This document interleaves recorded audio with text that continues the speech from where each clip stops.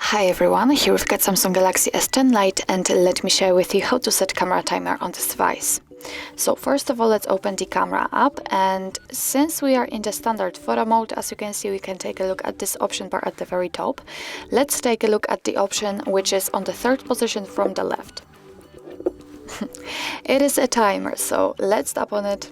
And as you can see, we've got 2, 5 or 10 seconds delay, or obviously the off option. So let me pick the 10 seconds delay. Simply tap on the option like to set. As you can see, we've got the info that we've got the timer for 10 seconds.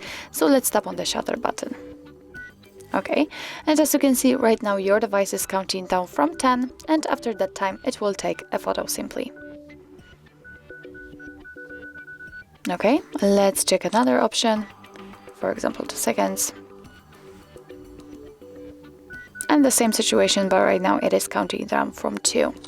Let's turn off the timer, simply tap on this icon, and right now your device will take photos right after touching the shutter button.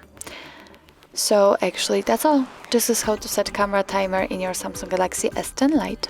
Thank you so much for watching. I hope that this video was helpful, and if it was, please hit the subscribe button and leave the thumbs up.